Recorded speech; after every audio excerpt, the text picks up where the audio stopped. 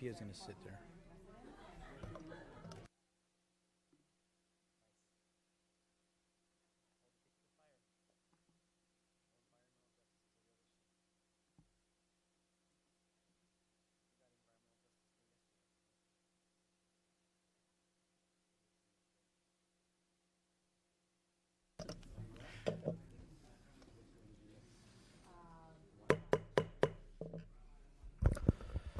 Good afternoon, everyone. I'm the chair, Assemblymember Luis Alejo. We want to get this hearing started promptly.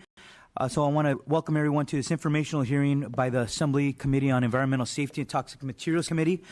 We're going to call this meeting to order.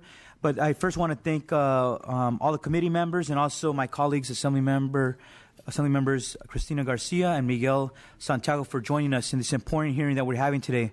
But I especially want to thank all the local elected officials, the county staff, and especially the community members of the City of Vernon, Commerce, Bell Gardens, Hawaiian Gardens, Maywood, Boyle Heights, and other local communities who drove a very long way, some leaving late last night from what I hear, to join us today. So we got this bigger room to make sure everyone was comfortable, but we appreciate the community's participation on something that is very important to many of us. We are holding this hearing today to understand how hazardous waste and closure plans are developed and overseen by the Department of Toxic Substances Control, and then deep dive into a current example, the closure of the embattled Exide Technologies battery recycling plant in the city of Vernon in Los Angeles County. This is a site that has been of huge concern for several legislators going on for many years here at the state's capital. The Exide facility has been in the legislature's crosshairs over state regulation and permitting of this facility. And we're not here at this hearing to have those conversations all over again, but it is our intent to stay abreast of what's going on with this facility, be informed about the state regulation of the facility's closure, and the next steps moving forward. We're certainly here today to also hear from the community. But in addition, we'll be having a discussion on the cleanup efforts around this facility, and we, the legislature, and certainly the communities back home, want a better understanding from those who are on the front lines, those on the ground, about what cleanup is underway, what has been done so far, and what can we expect about the estimates of nearly 5,000 to 10,000 contaminated homes and how this will all be funded. This is expected to be probably, or I would say it will be, the most expensive toxic cleanup in the history of California, and it will probably be one of the most expensive in the history of our country. And I also want to reassure the community this is our first hearing, and as this process is starting, we want to let the communities know that the legislature will have oversight, we will have follow through, and we will have additional hearings to make sure that progress is being made in the most efficient way and the quickest way that is possible. But we do have a lot of witnesses who came here today, and I know we will have testimony at the end of this hearing for also community members to let us know your thoughts as well.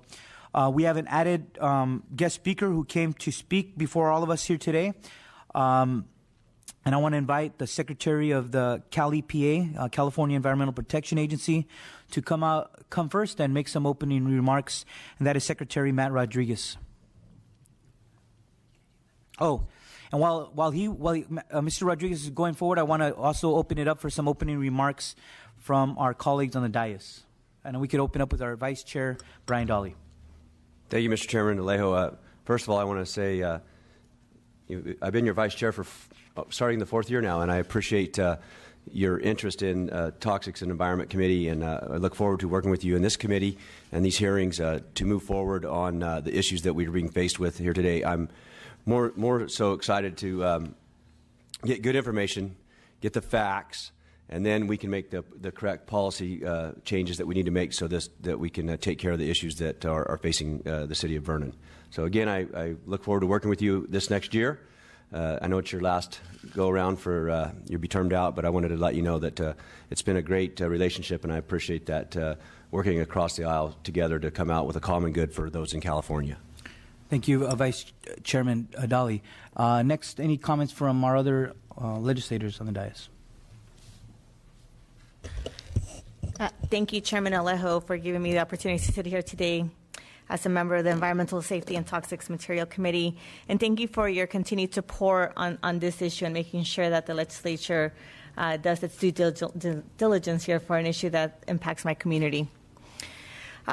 When employees from the Department of Toxic Substance Control use comments to refer to my constituents as poor, ignorant residents and that their opinions are worthless, it's extremely disheartening.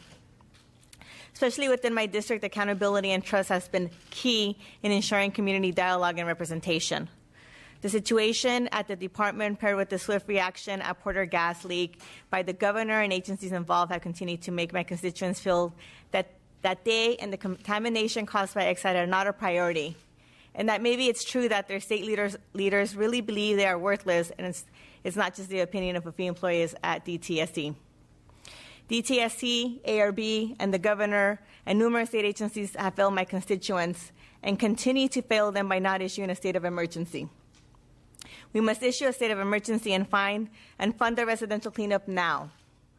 The state cannot worry about getting money from Exide. The state can worry about getting money from Exide later. I look forward to continuing to find ways not only to protect our communities, but also respect them. While DTSC has the responsibility to conduct a timely cleanup, and the agency has not yet fully assessed the extent of contamination, information that is necessary to initiate cleanup. Until cleanup is completed, residents are still being exposed. My constituents cannot relocate. The $8.6 million over 2 years in the governor's budget is insulting, when LA County has conservatively estimated $70 million for the cleanup.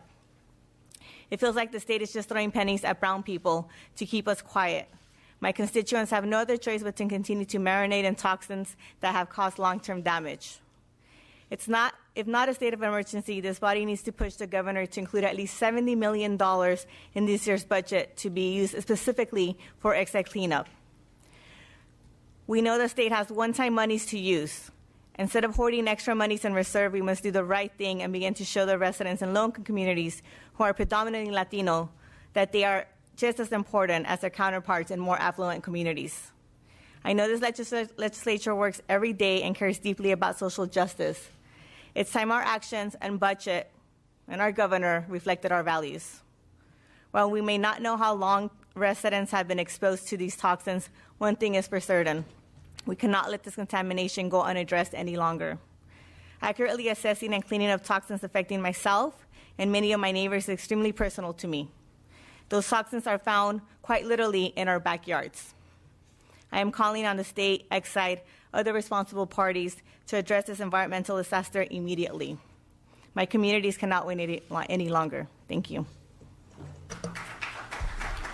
Thank you very much for your comments, Assemblymember Garcia.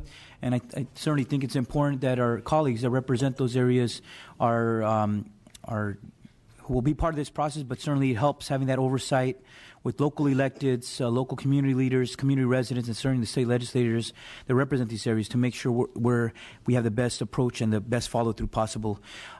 Any other comments from any of the other legislators? Assemblymember Santiago.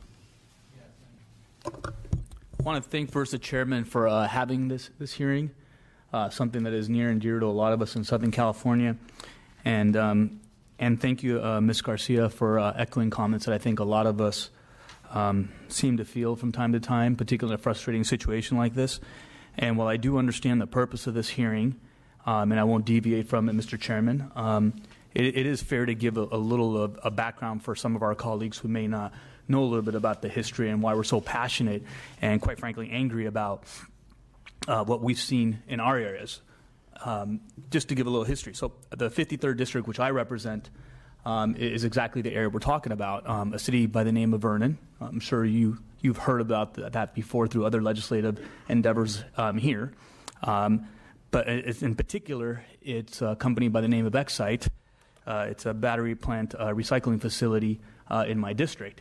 And I think it's fair to say that, yes, DTSC has failed our communities for allowing this particular company to continue to operate with a conditional use permit for almost close to about 33 years. And it's not something that you see happen up and down the state regularly, but it does seem to happen more and more in communities of color. And it's challenging. Now, while I do think that they've stepped up some of the approach, and I know that they have a new director, And we do acknowledge that. There's still not an immediate urgency to the work that we're doing to clean up this facility. And we've been, in our district, tackling on this issue for some time, and we've taken some actions. And at a later time, I'd like to brief the committee members. But I think what's at stake here is how we do environmental justice and how we stand up for communities of colors, and how we hold agencies accountable for the work that they're supposed to do in our neighborhoods. And particularly, I mean, I don't want to understate corporate responsibility at this point either, because quite frankly, there's been some irresponsible actions in our communities, and we need to take care of that. Look, I completely understand the purpose of this, and I don't want to deviate from it, but I think it's important for committee members to know just how difficult the situation has been for our community members from an emotional standpoint, from a health standpoint, and quite frankly, from a fiduciary responsibility too that community members have and that we have here. Look, it's going to take a lot for us to clean this up, and I would ask the community members here to help us give a sense of urgency to all parties involved and ultimately hold those accountable. We won't stop shying. I made it very clear to all parties involved that we will do everything we possibly can, and all we can do to hold all those accountable. So I urge you, Mr. Chairman, to help us to reflect that we need to have a sense of urgency on this, and that we're going to do all we can. Thank you, Mr. Chairman. Thank you very much, Assemblymember Santiago, and for your comments and for participating in this hearing. I want to thank our Secretary, Matt Rodriguez of Cal EPA, for joining us, and it also shows the commitment as the Governor's Cabinet Secretary to be here, and the importance it is that the Cal EPA that oversees DTSC is here to make some comments as we begin this hearing. Secretary Rodriguez. Well, thank you, Mr. Chairman, and members of the committee and guests. I want to thank you for allowing me to attend here and speak with you today.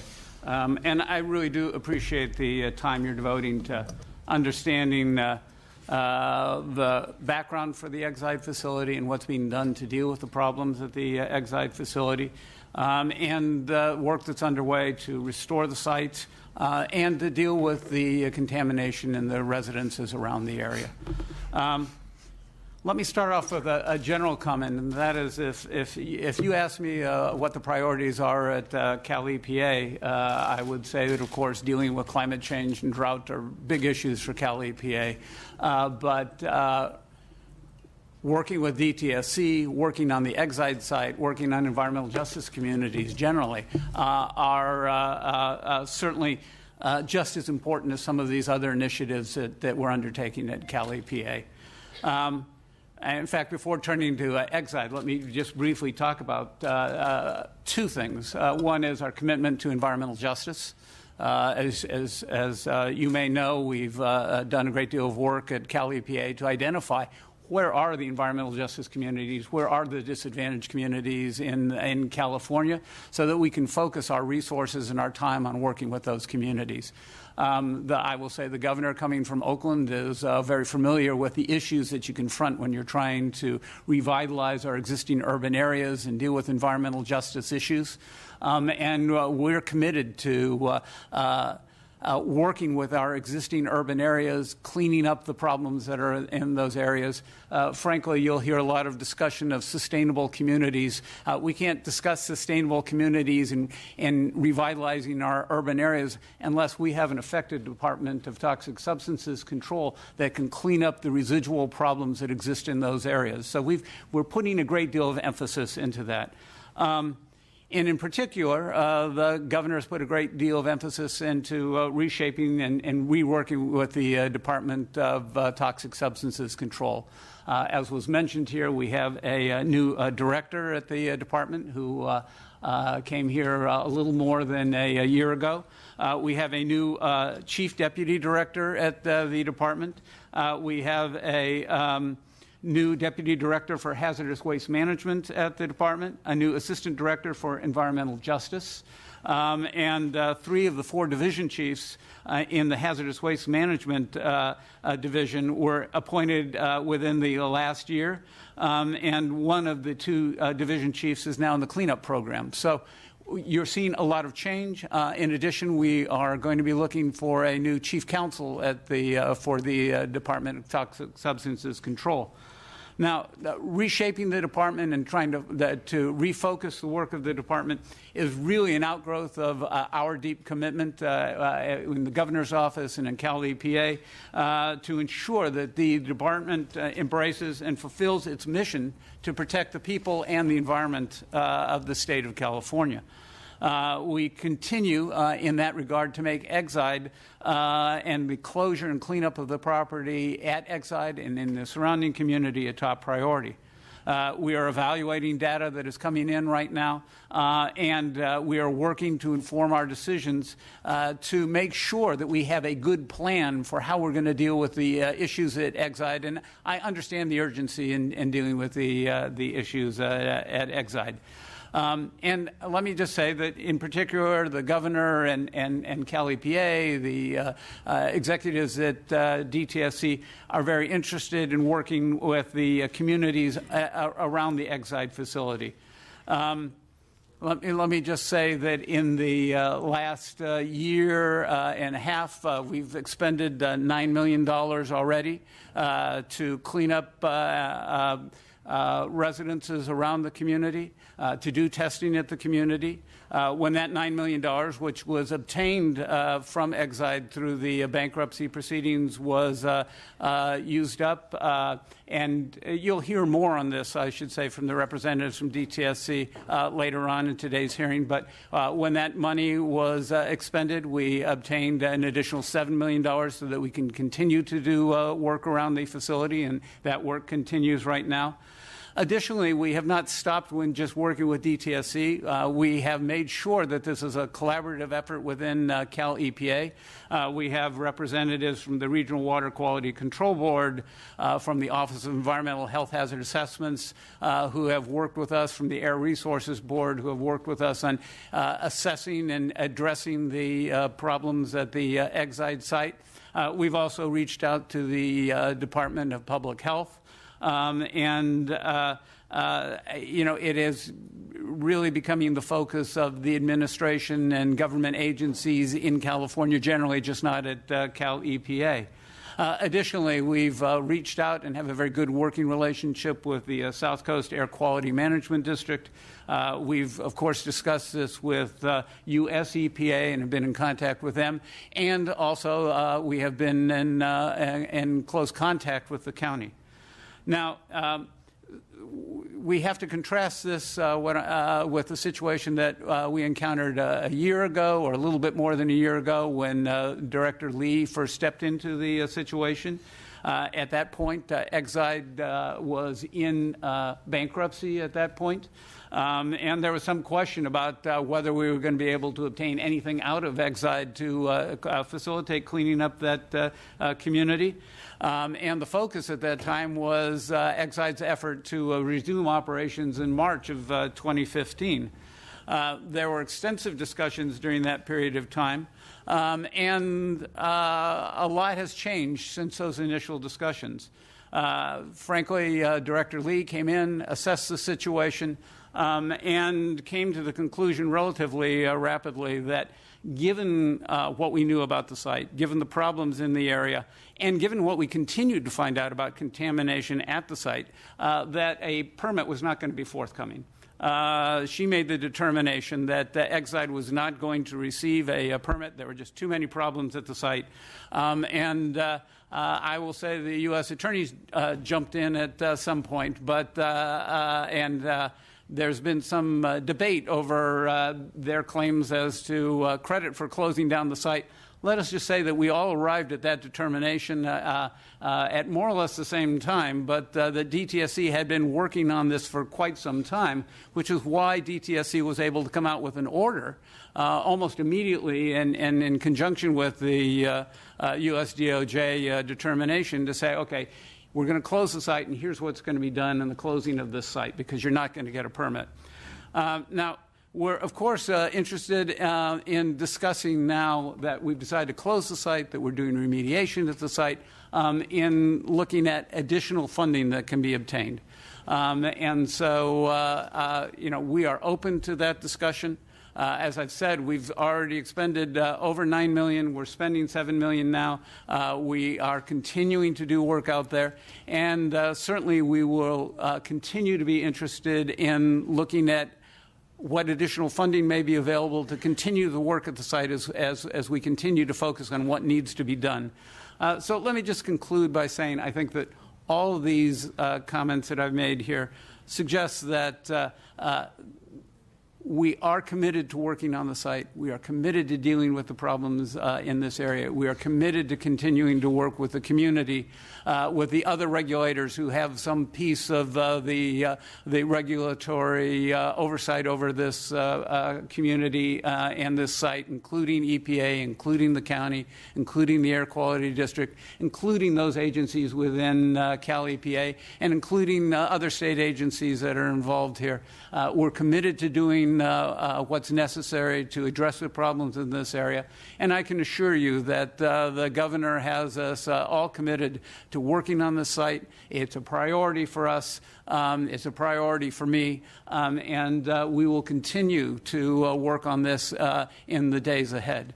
With that, I think that I will be prepared to turn this over to Director Lee, but if you have some additional questions, or if anybody on the committee has questions for me specifically, I would be available to answer those questions at this time. Thank you very much, Secretary Rodriguez. If anybody has any few questions, but I do, first of all, want to thank you for coming, because I think this is a good way to begin this hearing, that you expressed your commitment and how this is a priority for you and the administration. I think it's important for the community to hear that, and also, the most importantly, commitment to work towards obtaining those funding to do the work that is necessary. That's not going to be cheap, it's expensive, but that's what's going to be needed in order to get the work done as quickly as possible. And when you're talking about contaminants such as lead or arsenic or other toxic chemicals that really harm our families, that are neurotoxins for our children's early development, this merits that type of attention of all of us. So you coming here personally and expressing that, I think, is the way we wanted to have this hearing. So I thank you for taking that time. Does anybody have any other questions for Secretary Rodriguez?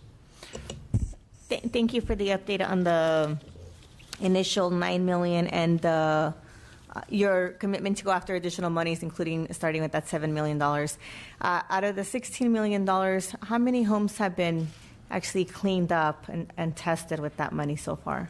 I think that the director will have the specifics on that. I think that the amount of homes that have been tested is 450, somewhere in that range, but we have recently adopted an expedited testing program so that we can get information more quickly on what the situation is at the various homes. And I believe that we have cleaned up and in the area of 190-something homes, but as I said, the director will have more specific information on that. So a fair amount has been done. We understand a lot more needs to be done, and I should add that we are fully aware that the responsibility for much of this resides with Exide, and so we will do everything we can to make sure that we work with the Attorney General's office to make sure that we have a good case against Exide, should it require litigation. But we will continue to work with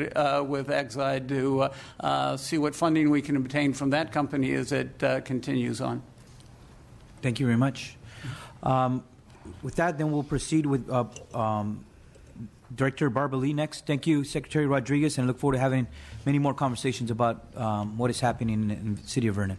Okay, thank you very much. As I Thank said, you very much. I appreciate the opportunity to be here. Thank you. Next, I'd like to invite DTSC to join us at the table. We've invited Director Barbara Lee and her program directors to talk about DTSC's regulatory oversight of hazardous waste facility closure plans, how a closure plan is developed, reviewed, and approved by DTSC, DTSC's oversight of the implementation and funding of a closure plan, and how DTSC ensures effective implementation of a closure plan. I want to thank you all for being here.